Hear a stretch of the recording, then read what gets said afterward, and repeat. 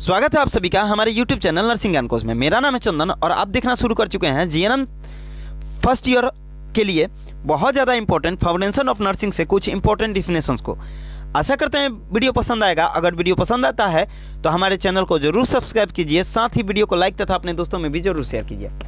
दोस्तों, इस वीडियो के साथ हम लोग फाउंडेशन ऑफ नर्सिंग जो बुक है उसके कुछ इंपॉर्टेंट डिफिनेशन को देखने वाले हैं, साथ ही उसका फुल डिस्क्राइब भी इस वीडियो में मिलने वाला है। चलिए वीडियो को शुरू करते हैं।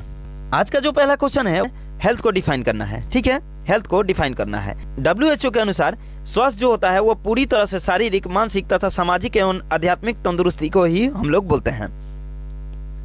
ठीक है, स्वास्थ्य का मतलब ये नहीं होता है कि उस व्यक्ति में रोग या अशक्तता या बीमारी का अभाव है। ठीक है, अगर वो पूरी तरह से स्वस्थ है तब उसके शरीर में जो शारीरिक, मानसिक, सामाजिक तथा आध्यात्मिक तंदुरुस्ती है वो पर्याप्त रूप से बनी होती है। उसी को हम लोग स्वास्थ्य के नाम से जानते हैं।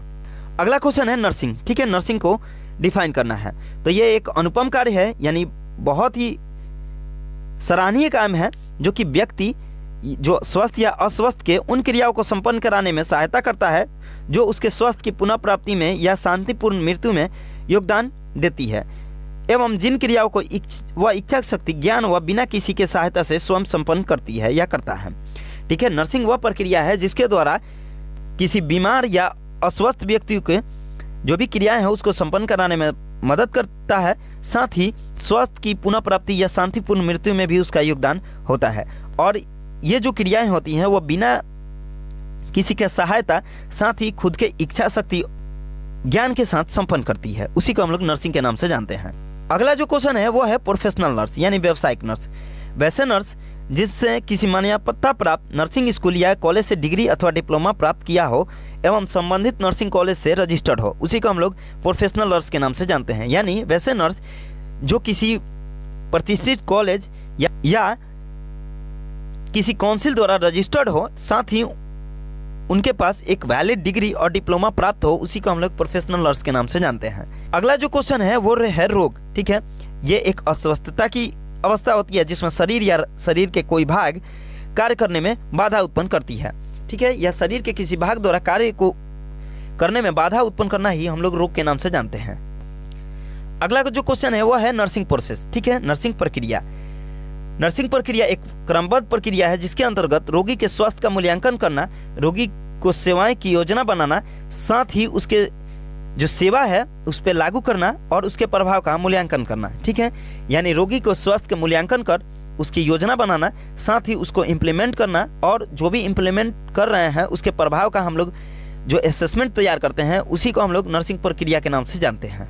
अगला जो क्वेश्चन है वो है रिकॉर्ड। ठीक है, अगला है रिकॉर्ड। रिकॉर्ड जो होता है वह लिखित दस्तावेज होता है जिसमें वे रजिस्टर्ड डायरिया व फाइलें शामिल होती हैं, जिसमें मरीज को अस्पताल में दी जाने वाली चिकित्सा सेवा एवं परीक्षण का लिखित वर्णन होता है। साथ ही कानूनी दस्तावेज होते हैं जो रोगी को दाखिले से निकासी तक उपयोग में लाए जाते हैं। ठीक है, रिकॉर्ड जो होता है वो रजिस्टर्ड डायरियों और फाइलों में लिखित रूप से रहता है, जिसमें मरीज को दाखिले से लेकर निकासी तक जो भी चीजें हैं वो उसका वर्णन किया हुआ रहता है। ठीक है, उसी को हम लोग रिकॉर्ड के नाम से जानते हैं। अगला जो क्वेश्चन है वो है रिपोर्ट। ठीक है, अभी हम लोगों ने रिकॉर्ड का देखा, अभी का क्वेश्चन है रिपोर्ट। ठीक है, किसी मरीज को प्रदान की जाने वाली स्वास्थ्य देखभाल के संबंध में स्वास्थ्य कर्मियों, नर्स या अन्य सदस्यों के मध्य सूचनाओं का आदान प्रदान ही रिपोर्ट कहलाता है। जो रिपोर्ट होता है वो स्वास्थ्य कर्मियों के बीच में जो सूचनाओं का आदान प्रदान होता है उसी को हम लोग रिपोर्ट के नाम से जानते हैं। यह प्रक्रिया रिपोर्टिंग कहलाती है, यानी रिपोर्ट को आदान प्रदान करना ही रिपोर्टिंग कहलाता है। यह मौखिक या लिखित दोनों रूप से प्रस्तुत किया जा सकता है। ठीक है, जैसे किसी का हम लोग खून का जांच करें और उसका जो हम लोग जांच देते हैं लिखित रूप से, उसी को हम लोग रिपोर्ट के नाम से जानते हैं। यह जो होती है वो लिखित या मौखिक रूप से हो सकती है।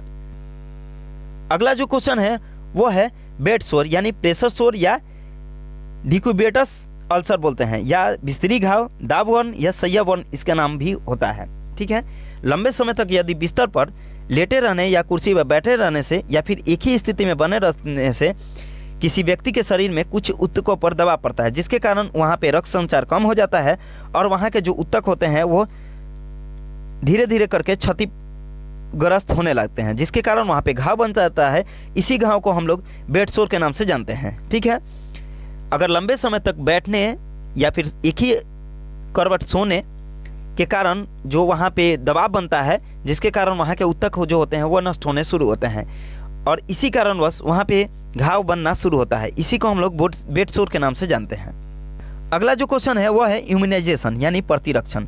शरीर में वैक्सीन या इम्यूनोग्लोबुलिन या एंटीसीरम को प्रविष्ट करके किसी विशेष रोग के प्रति रोग प्रतिरोधक क्षमता को उत्पन्न करना ही इम्यूनाइजेशन कहलाता है।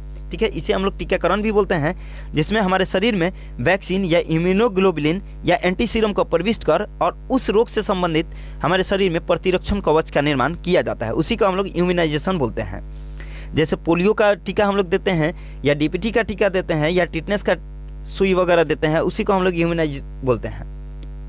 अगला जो क्वेश्चन है वह है वाइटल साइन यानी जैविक चिन्ह। ठीक है, शरीर का तापमान जैसे नाड़ी यानी पल्स, रिस्पायरेशन, ब्लड प्रेशर, इस सब को हम लोग जैविक चिन्ह यानी वाइटल साइन के नाम से जानते हैं, क्योंकि इनका नियंत्रण शरीर के जैविक अंग यानी वाइटल ऑर्गन जैसे हृदय, मस्तिष्क, किडनी आदि के द्वारा होता है। इसे हम लोग वाइटल साइन के नाम से जानते हैं। ठीक है, शरीर का जो तापमान होता है, नाड़ी होता है, श्वसन दर होता है, ब्लड प्रेशर होता है, उसी को हम लोग जैविक चिन्ह बोलते हैं। ये जो होती हैं वह हृदय, मस्तिष्क, किडनी आदि के द्वारा संचालित होते हैं या नियंत्रित होते हैं। अगला जो क्वेश्चन है वह है तापमान यानी टेम्परेचर। ठीक है, शरीर की उष्मा के इकाई के रूप में अभिव्यक्त करना ही तापमान होता है। यानी जो शरीर का उष्मा है उसको जिस इकाई में हम लोग व्यक्त करते हैं उसी को हम लोग तापमान के नाम से जानते हैं। यानी temperature is the degree of body heat. ठीक है, जो बॉडी हीट होता है उसी को हम लोग तापमान के नाम से जानते हैं। शरीर के तापमान के नियंत्रण का केंद्र जो होता है वो हाइपोथैलेमस द्वारा होता है। यानी हाइपोथैलेमस जो ग्रंथि है वही हमारे शरीर के तापमान को नियंत्रित करता है। सामान्य अवस्था में शरीर का जो तापमान होता है वो 37 डिग्री सेंटीग्रेड या 98.6 डिग्री फ़ारेनहाइट होता है। अगला जो क्वेश्चन है वो है पल्स यानी नाड़ी। ठीक है, यह भी एक वाइटल साइन है जो रक्त परिसंचरण के लिए हृदय का जो बायां निलय है यानी लेफ्ट वेंट्रिकल है उसके द्वारा जो संकुचित होता है, तब रक्त तरंगे यानी जो रक्त में तरंगे उत्पन्न होती है वो धमनी में बलपूर्वक गुजरती है, जिसके कारण धमनी में बारी बारी से एक्सपेंशन और रिकॉल उत्पन्न होता है। ठीक है, इसी को हम लोग नाड़ी के नाम से जानते हैं। यानी जब ब्लड धमनी के द्वारा गुजरता है तब उसमें एक्सपेंशन और रिकॉल उत्पन्न होता है, यानी फॉल और एक्सपेंशन उत्पन्न होता है, जिसके कारण जो तरंगे उत्पन्न होती हैं उसी को हम लोग नाड़ी के नाम से जानते हैं। अगला जो क्वेश्चन है वो है ब्लड प्रेशर। ठीक है, ब्लड प्रेशर जो धमनी की दीवारें हैं उस पर जो रक्त दबाव बनाता है उसी को हम लोग ब्लड प्रेशर के नाम से जानते हैं। जो ब्लड वेसल्स होते हैं उस पर जो रक्त दबाव बनाता है या प्रेशर बनाता है उसी को हम लोग ब्लड प्रेशर के नाम से जानते हैं। अगला क्वेश्चन है प्राथमिक चिकित्सा यानी फर्स्ट एड। यह सहायता किसी व्यक्तियों द्वारा दी जाती है जिसमें किसी घायल या बीमार व्यक्ति को सबसे जो पहले हम लोग चिकित्सा मदद पहुंचाते हैं उसी को हम लोग प्राथमिक एड के नाम से जानते हैं। अगला जो क्वेश्चन है वह शरीर की स्थिति यानी बॉडी एलिगमेंट होता है। ठीक है, जब खड़े बैठे या करवट लेने की स्थिति में हो तब सीध, जोड़, कंडरा यानी टेंडन, जो लिगामेंट है और मांसपेशियां होती है उसी को यह संदर्भित करता है। ठीक है, जो शरीर की स्थिति होती है वो जब हम लोग खड़े या होते हैं या बैठे होते हैं या करवट लेते हैं तब जो सीध, जोड़ या टेंडन या लिगामेंट जो होता है या मसल जो होते हैं उसी की स्थिति को हम लोग बॉडी एलिगमेंट के नाम से जानते हैं। आज के लिए बस इतना ही। आशा करते हैं वीडियो पसंद आया होगा। अगर वीडियो पसंद आया है तो हमारे चैनल को जरूर सब्सक्राइब कीजिए, साथ ही वीडियो को लाइक तथा अपने दोस्तों में भी जरूर शेयर कीजिए। अगर आप इस वीडियो से संबंधित पीडीएफ को देखना चाहते हैं तो हमारे डिस्क्रिप्शन बॉक्स में लिंक मौजूद है जिस पे आप टाइप करके पीडीएफ को देख सकते हैं। मिलते हैं नेक्स्ट वीडियो में, तब तक के लिए धन्यवाद।